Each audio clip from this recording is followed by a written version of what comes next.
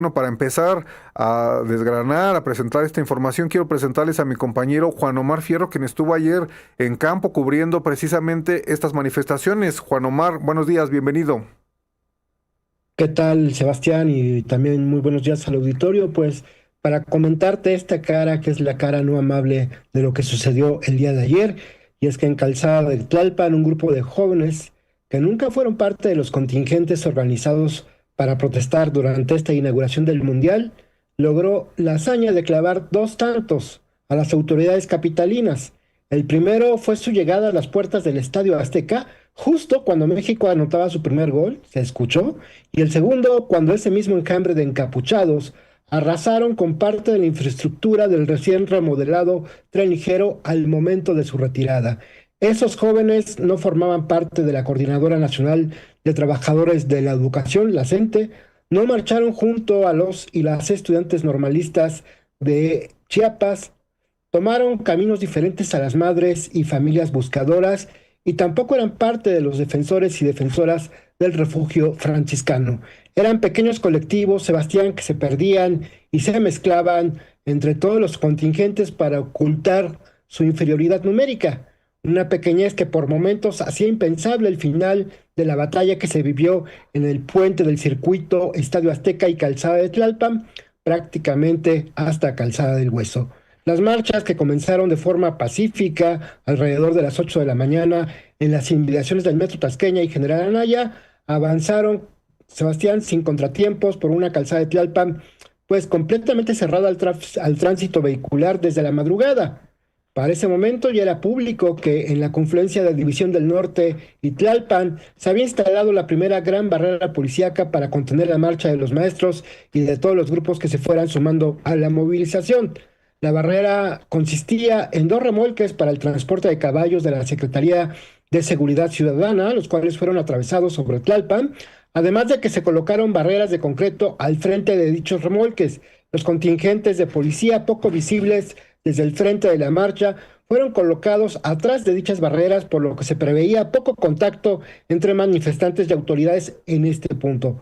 Poco antes de las 8:30 de la mañana llegó hasta la estación del tren ligero Nezahualpilli, la última que estaba abierta antes del Estadio Azteca, en la esquina de Tlalpan, con la calle del mismo nombre, un contingente de madres buscadores que un día antes ya se había topado con esa barrera policíaca, por lo que en esta ocasión optaron por frenar la marcha y cruzar el puente de la estación de Zagualpili para cruzar Tlalpan y avanzar en contraflujo, dejando un carril para el avance de los automóviles. Con esta estrategia lograron avanzar sobre Tlalpan y más adelante se reincorporaron al sentido en dirección sur para finalmente ser encapsuladas a unos metros del Estadio Azteca. De forma paralela, el contingente de la CENTE llegó hasta el mismo punto y frenó su avance, Sebastián, para advertir a sus integrantes del peligro que los esperaba más adelante. Y mientras la CENTE mantenía pausado su avance, centenas de personas vestidas de blanco comenzaron a rebasar a los maestros para llegar hasta la barrera y colocarse entre esta y los manifestantes, agregando una nueva capa de contención a la marcha. Se trataba, Sebastián, de los denominados cinturones de paz, empleados del gobierno capitalino, que fueron convocados por sus superiores para apoyar esta labor de contención. El subsecretario de Gobierno de la Secretaría de Gobierno de la Ciudad de México, Juan José García Ochoa, reconoció el origen de estos cinturones y aclaró que en caso de violencia, los civiles tenían la instrucción de hacerse a un lado y retirarse. Fue así como los dirigentes de la coordinadora hicieron un llamado a no caer en provocaciones poco antes de acercarse a la valla policial y a unos 200 metros de los cinturones de paz. Y mientras, algunos encapuchados y otras personas rebasaron a la gente para llegar a la barrera policial, los líderes de los maestros hacían este llamado a no caer en provocaciones. Vamos a escuchar. Compañeros, vamos a suplicar que no se salgan de sus contingentes. Hay que compactar más la seguridad. Camaradas que son encargados, vamos a disciplinarnos, compañeros. Disciplina, camaradas, para no caer en provocación de este gobierno federal. Como lo decíamos,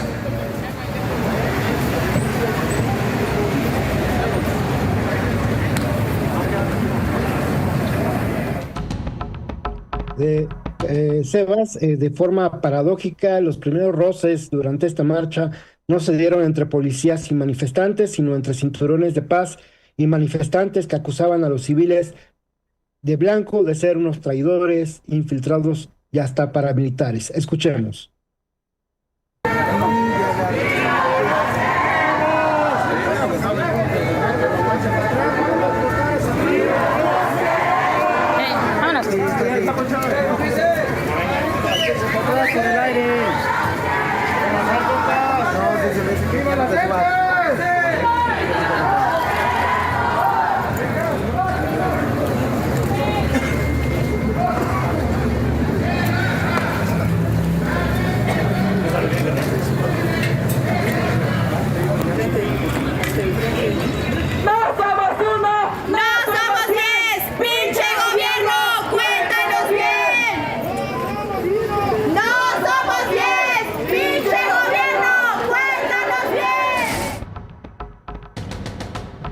Pues esa imagen corresponde ya justo cuando los cinturones de paz se habían retirado, luego de este primer enfrentamiento con los manifestantes.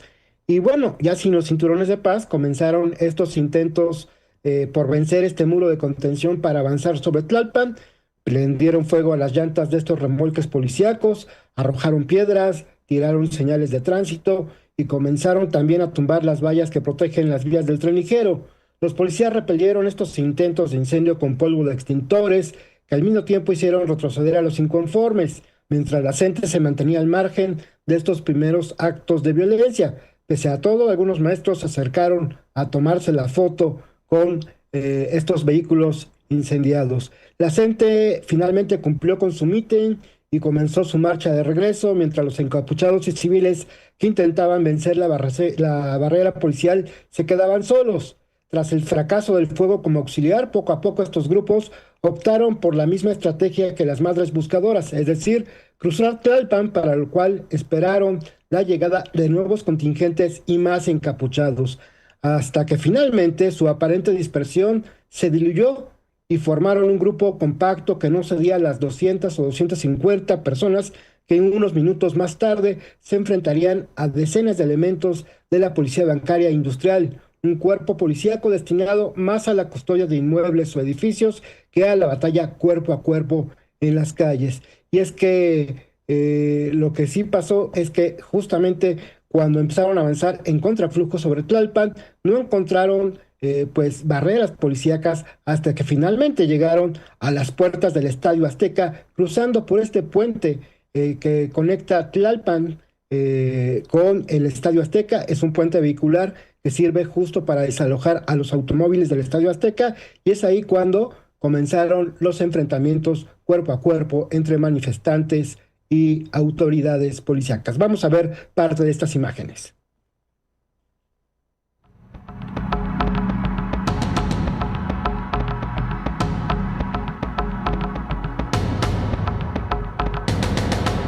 Estamos viendo las imágenes, Juan Omar, de lo que fue la movilización ayer y posteriormente estos enfrentamientos que tú comentas también en la multiplataforma, todo disponible en la multiplataforma de Aristegui Noticias. Seguimos.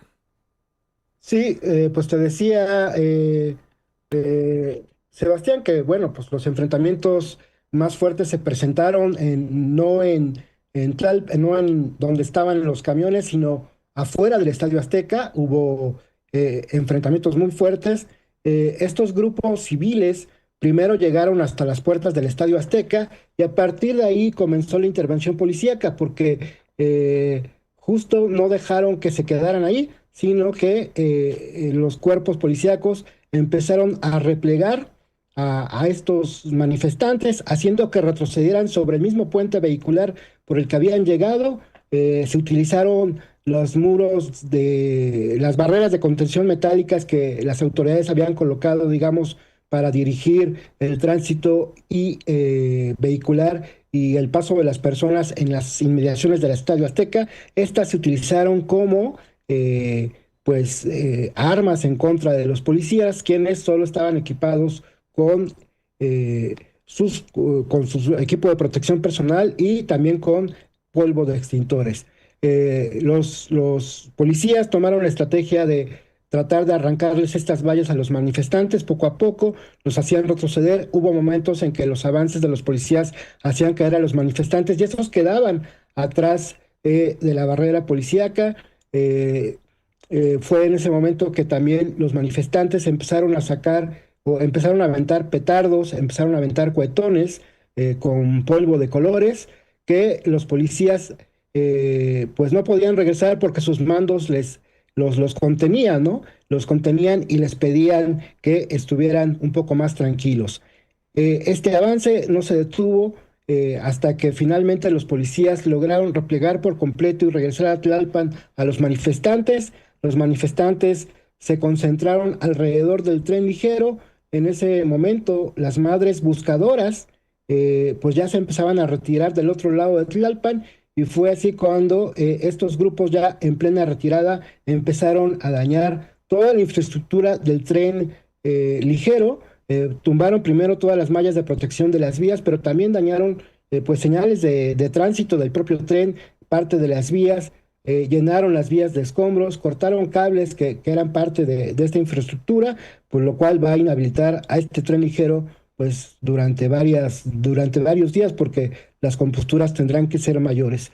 Y bueno, se habló de detenidos por parte de organizaciones sociales. Las autoridades federales solo reconocieron que, por ejemplo, una estudiante fue presentada a las autoridades capitalinas, perdón, solo reconocieron que una estudiante fue presentada ante el juez cívico y liberado, que 2 documentalistas fueron, digamos, detenidos o retenidos de forma momentánea para revisar sus pertenencias, porque las autoridades consideraban que podrían traer objetos, y ya cuando se dieron cuenta que lo que tenían era pues sus equipos de trabajo, fueron liberados también. Pero al final este fue uno de los frentes de batalla, porque sabemos que otro frente de batalla se presentó en Avenida del Imán. Ahí actuaron incluso policías a caballo en contra de los manifestantes, y es donde se habla que pudo haber más detenidos. Sobre Calzada de Tlalpan no hubo tantas detenciones, la violencia por momentos se descontroló, pero al final, alrededor de las 3 de la tarde, ya estaba controlada la situación sobre Calzada de Tlalpan. Los policías capitalinos, los bancarios industriales que tuvieron que enfrentarse a los manifestantes, pues en esta ocasión, a diferencia de los enfrentamientos previos, tenían la orden de no responder con piedras las agresiones que ellos recibían, sino de más bien no regresar los objetos que iban recibiendo. Y también señalar que en esta ocasión los petardos y cohetones que explotaron durante las manifestaciones sí salieron por parte de los manifestantes. Sebastián, pues parte de lo que sucedió pues el día de ayer en estas manifestaciones, no hay, digamos, un saldo oficial de las autoridades de detenidos y lesionados, pero bueno, después de estos hechos que duraron alrededor de 2 horas, 2 horas y media, pues se podría decir que no hay saldo blanco, en el sentido de que al final no se pudo evitar el enfrentamiento entre autoridades y manifestantes. Pues gracias Juan Omar por esta crónica, por la cobertura de ayer. El trabajo lo pueden ver, como les decía, en la multiplataforma de Aristegui Noticias. Y por supuesto estaremos al pendiente de lo que se pueda registrar en las siguientes tanto las movilizaciones sociales como en los siguientes juegos, porque habrá seguramente máxima atención tanto en la Ciudad de México como en Guadalajara como en Monterrey. Juan Omar, muchas gracias. Muy buenos días. Muy buenos días a Juan Omar Fierro. Destacar también el comunicado que se publicó